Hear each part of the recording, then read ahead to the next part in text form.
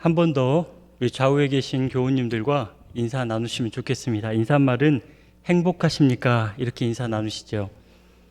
예, 행복하십니까? 한마디 말을 더 붙여서 한 번 더 인사하시면 좋겠습니다. 이번에는 결혼 생활이 행복하십니까? 이렇게 한번 인사해 보시죠. 예, 결혼 생활이 행복하십니까? 예, 첫 번째 인사할 때는 다들 화기애애하고 정말 화목한 표정으로 인사하셨는데 두 번째 인사할 때는 급격하게 표정이 좀 어두워지신 분이 계셨거든요. 예, 여러분 설마 결혼 생활이 안 행복하신 건 아니시죠? 예, 결혼 생활 다 행복하시죠? 예, 결혼 생활이 아마 다 행복하실 겁니다. 한 분도 빠짐없이 결혼 생활이 다 행복하실 겁니다. 하지만 결혼 생활이 행복하다고 해서 결혼 생활이 호락호락한 것은 아니죠. 두 사람이 부부가 되어서 함께 산다는 것은 아무리 행복하지만 그럼에도 갈등이 있고 또 다툼이 있습니다. 서로가 바라는 기준이 다르고 요구가 다르기 때문이죠. 그래서 건강한 그런 가정 생활을 위해서는 우리가 지금까지 살아왔던 나의 기준, 또 나의 방식, 또 나의 가치를 내려놓고 상대방에게, 즉 배우자에게 나를 맞추겠다는 분명한 의지와 노력이 필요합니다. 만약 남편이 결혼한 이후에도 총각 시절의 버릇을 버리지 못했다면 어떻겠습니까? 아내가 집에서 기다리는데도 퇴근 후에 친구들과 어울려서 밤 늦게까지 유흥을 즐깁니다. 그리고 새벽 늦게 집에 귀가해서도 또 새벽에 2시, 3시까지 컴퓨터 게임을 하고 있습니다. 그렇게 늦게 잠자리에 들면서도 또 핸드폰을 켜서 총각 시절에 알고 지내던 여자들과 카톡을 합니다. 여러분, 이런 사람이 내 남편이라면, 또 사위라면 여러분 괜찮으시겠습니까? 또 반대로 이런 아내가 있습니다. 한 달 동안 열심히 일해서 받은 월급을 받자마자 손바닥만한 가방 하나 사는데 200만 원을 지출합니다. 집안 청소나 집안일은 하나도 하지 않고 자기 얼굴을 이렇게 분장하는 데 굉장한 시간을 투자합니다.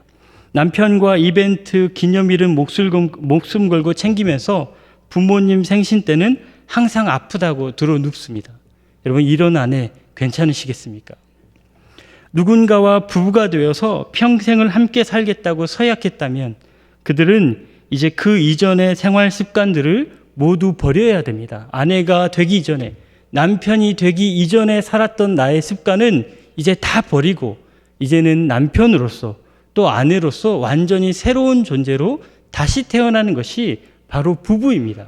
그리고 그렇게 새로운 존재로 함께 살아갈 때에 그 가정에 주시는 하나님의 비전을 깨닫게 되고 또 하나님을 기쁘시게 하는 아름다운 일들을 가정에서 감당할 수 있게 됩니다. 오늘 사도 바울도 로마 교회 성도들에게 그런 비슷한 얘기를 하고 있습니다. 우리가 이제 하나님의 자녀가 되었으니 이제 하나님을 모르던 시절에 모든 삶의 행태는 다 끊어버리고 하나님을 아는 사람으로서 하나님의 자녀답게 완전히 새로운 삶을 살라는 권면입니다. 우리 그 장면 말씀을 로마서 12장 1, 2절 말씀 우리 한 목소리로 다 같이 읽어보시겠습니다. 그러므로 형제들아, 내가 하나님의 모든 자비하심으로 너희를 권하노니 너희 몸을 하나님이 기뻐하시는 거룩한 산 제물로 드리라. 이는 너희가 드릴 영적 예배니라. 너희는 이 세대를 본받지 말고 오직 마음을 새롭게 함으로 변화를 받아 하나님의 선하시고 기뻐하시고 온전하신 뜻이 무엇인지 분별하도록 하라. 제가 쉬운 말로 번역된 성경으로 한 번 더 읽어보겠습니다. 그러므로 사랑하는 형제 여러분, 내가 하나님의 자비하심에 힘입어 여러분에게 권면합니다.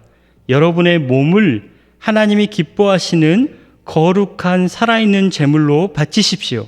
이것이 바로 하나님의 자녀로서 합당한 영적 예배입니다. 이를 위해서 이 세대의 문화와 가치관을 따르지 말고 오히려 마음을 새롭게 하여 여러분 자신이 변화되어야 합니다.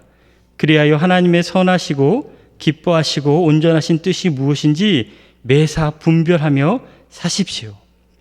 너희 몸을 거룩한 살아있는 제물로 바치라. 이것이 하나님이 자녀된 새 사람으로서 합당한 삶이라고 설명합니다. 또한 이것이 하나님 자녀로서 마땅한 영적 예배라고도 표현하였습니다. 그러면 우리가 어떻게 우리 몸을 살아있는 그리고 거룩한 제물로 하나님께 드릴 수 있을까요? 이스라엘에는 짐승을 제물로 준비해서 하나님께 바치는 제사의식이 아주 오래전부터 있었습니다. 이 예배자가 짐승을 제물로 준비해서 하나님께 가져오고 그리고 그 짐승의 머리에 손을 얹고 안수기도 합니다.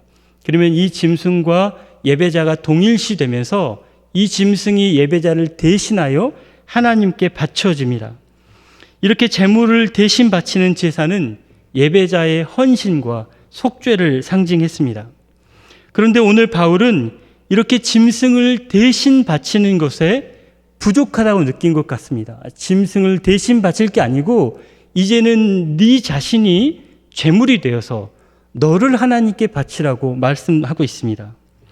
제물을 준비하여 바치는 것과 제물이 되어서 내가 하나님께 바쳐지는 것은 완전히 다릅니다. 제물을 준비하는 것은 제한적이고 일시적입니다. 오늘 하나님께 제물을 준비했더라도 내일 또 준비해야 됩니다. 다음 주에 그 다음 주에 또다시 또 다른 제물을 가져와야 됩니다.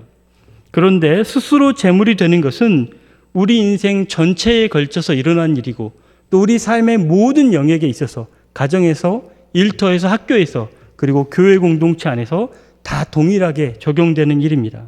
이렇게 바울은 우리 삶 자체가 그리고 우리 삶 전체가 하나님께 바쳐지는 거룩한 제물이 되어야 한다고 설명하고 있습니다. 그러면 다시 묻습니다. 어떻게 해야 우리 스스로를 제물로 하나님께 드릴 수 있을까요? 어떻게 해야 우리 삶 자체가 하나님께 드려지는 살아있고 그리고 거룩한 제물이 되게 할 수 있겠습니까?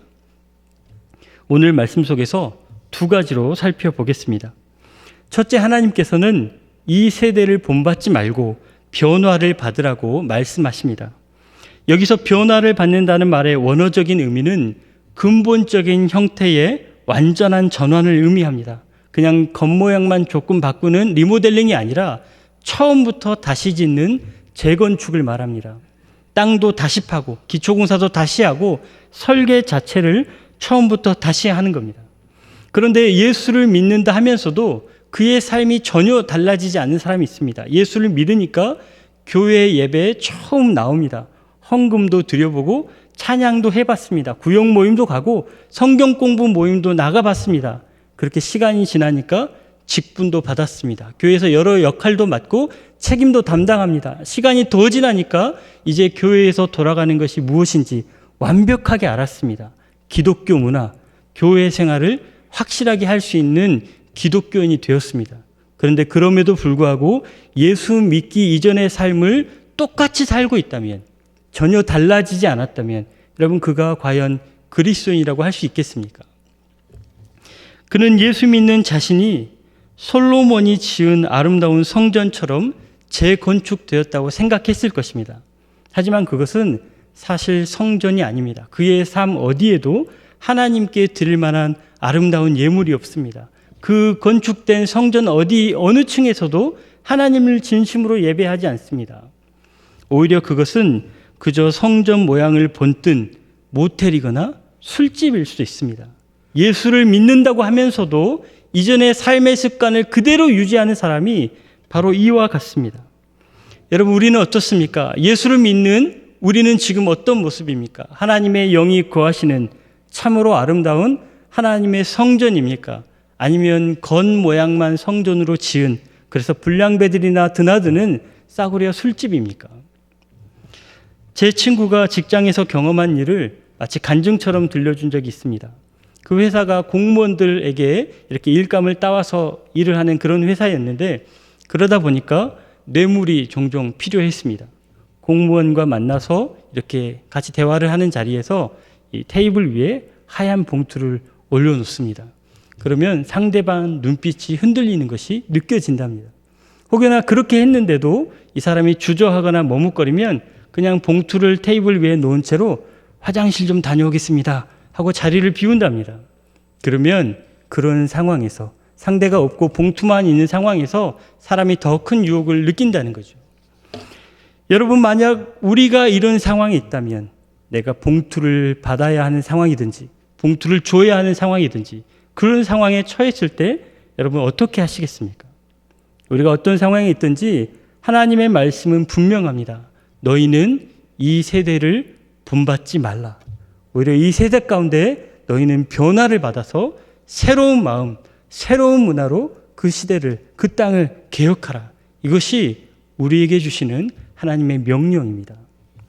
두 번째, 우리가 거룩한 산 제물로 드려지기 위해서 하나님께서는 하나님의 뜻을 분별하며 순종하라고 말씀하십니다. 하나님 뜻을 분별한다는 것은 내 뜻을 포기한다는 것을 의미합니다.